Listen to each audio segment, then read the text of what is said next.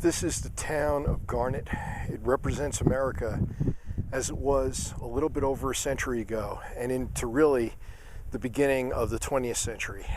And it's really amazing to think of how much things have changed, how life has become so much more predictable and easier than it was for these folks really just over 100 years ago. They raised families, they lost children. They endured hardships, they lived their lives, they had minimal sustenance, they relied upon provisions being brought in here from other frontier towns. There was no electricity here, to my knowledge, except for generators, and that probably came about well after the founding of the town in 1895. Here today there are visitors. It's October 21st. It's a really fascinating area. It's been restored by the Bureau of Land Management, but it is not reconstructed. This town is as it was back then. These buildings are where they stood, and while they've been shored up, many of them are open now, even late in the season. It's still a fascinating visit and a fascinating study of what we were 100 plus years ago. In some ways, I wonder if we were better off. You're standing with me here in the middle of a town called Garnet, a ghost town. A town that was formed and founded in 1895 on the finding of gold in this area, gold mining.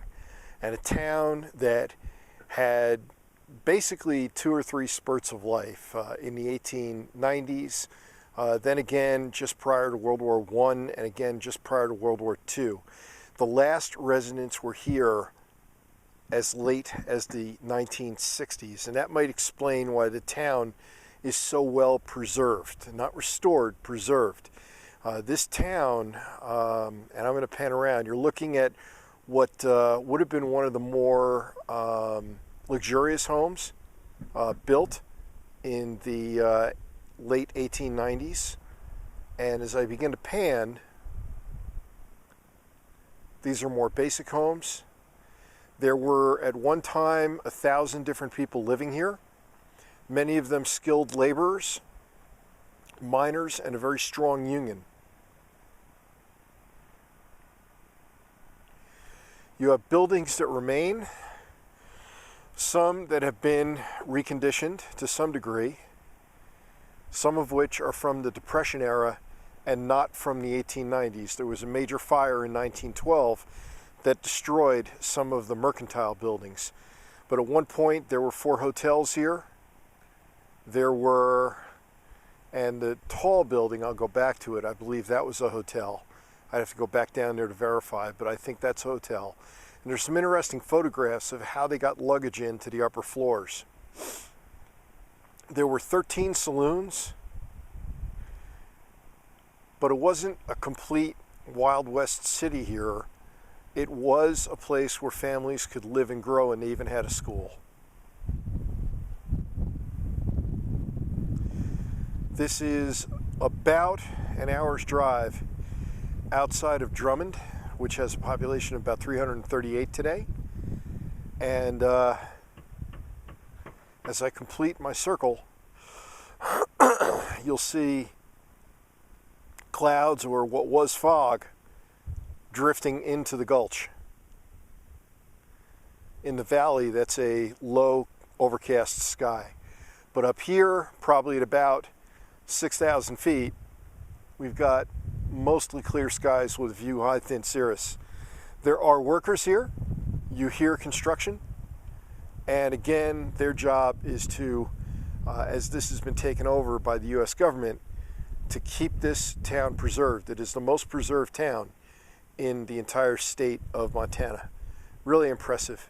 Think about the lives that were spent here, the hardships that were experienced.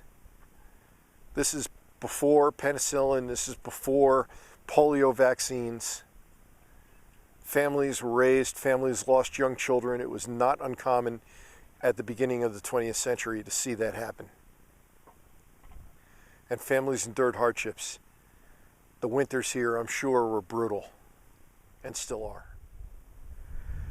This was Kelly's Saloon. The building has been restored and preserved as it was in the process of collapsing. This is a saloon that existed in the late 1890s. As with many of the saloons, it was populated mostly by men, but the upstairs is where the women would enter from behind, from the back of the building, and they would do so because they were afraid that their reputations would be tarnished by going into the saloon. Hence the reason saloons are mostly attended by men. This is what was Main Street at the time. This is Davies Market. This gentleman, who passed away in 1947, the contents of the property were auctioned off after 1947. That really marked the end of the town. He was the mercantile. He was the guy who had everything you needed in order to survive in this town. And his store opened, I believe, in 1912, and had been there ever since, until it was closed in 1947. What we see here is a main road to go up to some of the homes. And what we have here is the most upscale hotel in the town. This is run by a woman named Mrs. Wells. This was the Wells Hotel.